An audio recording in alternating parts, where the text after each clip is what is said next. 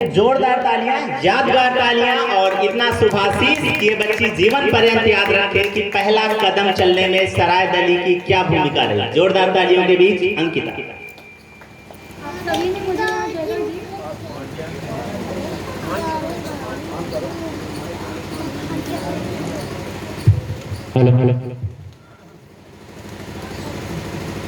आप सभी ने मुझे यहाँ जगह दी, मैं इसके लिए बहुत बहुत आभारी हूँ। आदरणीय डॉक्टर दयाराम मौर्य रत्न जी की, अपने बाबूजी महान कवि पंडित श्याम नारायण मिश्रा जी की मैं सदैव ऋणी रहूंगी कि उनकी वजह से मेरे अंदर ये बीज का स्फुटित हुआ कि मैं भी कविता कह सकूं और मैं कुछ लिख सकूं। जैसा कि आज माँ की याद में यहाँ ये सम्मेलन हो रहा है और मुझे इतने बड़े मंच पे अवसर दिया गया है, तो मैं सबसे पहले माँ को प्रणाम करते हुए दो लाइनें कहूँगी।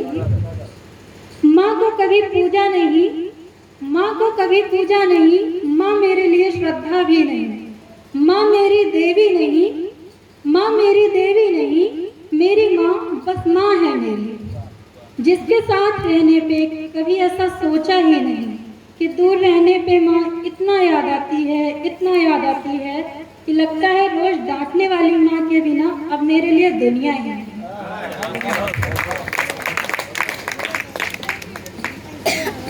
ऐसा मेरे साथ ऐसा हुआ कि हमेशा से बचपन से ही मम्मी पापा फैमिली सबके साथ रही। तो पहली बार 2 से 3 साल पहले मुझे अवसर मिला कि बाहर पढ़ने के लिए जाऊँ। तो उस समय जब एकाकीपन मुझे सताता था तो माँ की याद में रोते हुए कुछ कविताएं मैंने लिखी, उसे मैं प्रस्तुत करना चाहूँगी। माँ, माँ मेरी माँ, अब सुबह मुझे ना तेरी डांट जगाती है, अब सुबह मुझे ना तेरी डांट जगाती है, ना पापा की आवाज बुलाती है।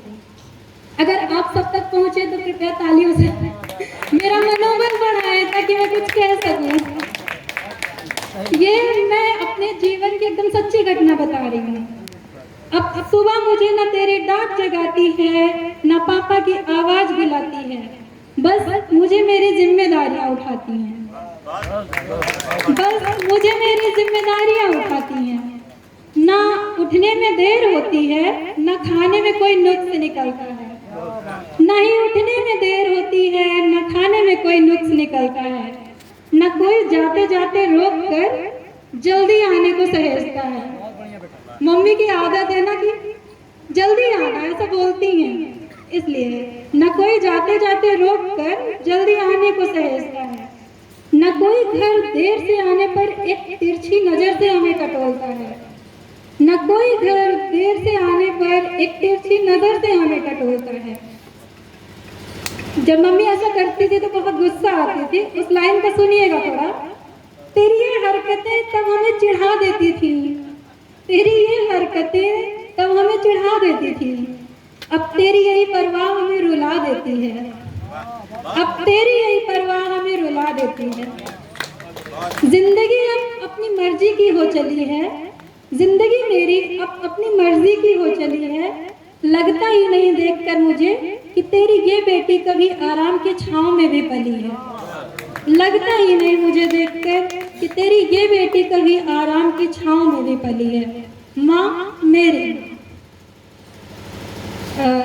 माँ के बाद घर आता है, बस 5 मिनट और समय दीजिए। एक घर के ऊपर और आपसी रिश्तों के ऊपर एक कविता कहना चाहूंगी।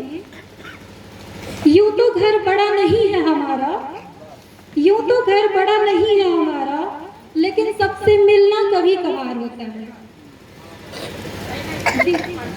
आवाज में, यूं तो घर बड़ा नहीं है हमारा, पर मिलना सबसे कभी कभार होता है। यूं तो घर बड़ा नहीं है हमारा, लेकिन मिलना सबसे कभी कभार होता है। एक दूसरे को बड़े करीब से जानते हैं हम, फिर भी जाने क्यों अजनबियों सा व्यवहार होता है। जब संबंध थोड़ा आपस में खराब होने लगते हैं, ये तब की स्थिति है। अगर आप सब तक पहुंचे तो साथ दीजिएगा। एक दूसरे को बड़े करीब से जानते हैं हम, फिर भी जाने क्यों अजनबियों सा व्यवहार होता है।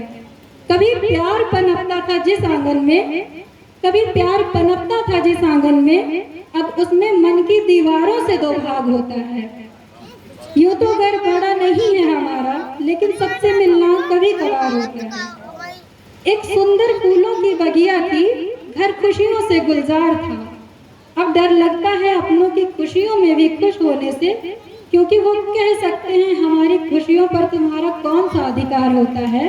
यूं तो घर बड़ा नहीं है हमारा, लेकिन सबसे मिलना कभी कभार होता है। जिस गोदी में पढ़कर हम इतने बड़े हुए, जिस गोदी में पलकर हम इतने बड़े हुए, अब उस गोद में भी अपने पराये का व्यापार होता है। लेकिन मिलना सबसे कभी कभार होता है। यूं तो घर बड़ा नहीं है हमारा, लेकिन मिलना सबसे कभी कभार होता है। रिश्ते बड़े कमजोर धागों की अमानत होते हैं। रिश्ते बड़े कमजोर धागों की अमानत होते हैं। घर वही चलता है जहाँ का पत्थर भी वफादार होता है। यूं तो घर बड़ा नहीं है हमारा, लेकिन सबसे मिलना कभी कभार होता है। बड़ी तकलीफ सी होती है टूटते रिश्तों को देखकर, बड़ी तकलीफ सी होती है टूटते रिश्तों को देखकर, क्योंकि बहुतों को नसीब ही कहाँ घर वालों का प्यार होता है। क्योंकि बहुतों को नसीब ही कहाँ घर वालों का प्यार होता है। यूं तो घर बड़ा नहीं है हमारा, लेकिन मिलना सबसे कभी कभार होता है। ऐसा कहा जाता है कि लाखों में किसी एक के पास हुनर होता है और करोड़ों में किसी एक के पास हुनर को दिखाने का मौका सृजना साहित्यिक मंच ने और आदरणीय डॉक्टर दयाराम मौर्य रत्न जी ने मुझे मौका दिया, अवसर दिया। मैं सदैव ऋणी रहूंगी। ये मेरा पहला इतना बड़ा मंच है, इससे पहले कभी ऐसा हुआ नहीं। धन्यवाद। बहुत बेहतरीन प्रस्तुति, एक बार जोरदार तालियां अंकिता जी के लिए। ये पहली बार उनका मंच था, लेकिन सराय अली ये वादा करता है कि आज के बाद आप इससे बड़े और बल्कि भारत ही नहीं विश्व के बड़े फलक पर पहुंचकर भारत का तिरंगा बुलंद कर रही होंगी। हिंदी साहित्य में आपका नाम स्वर्णाक्षरों में लिखा जाए, यही शुभकामना।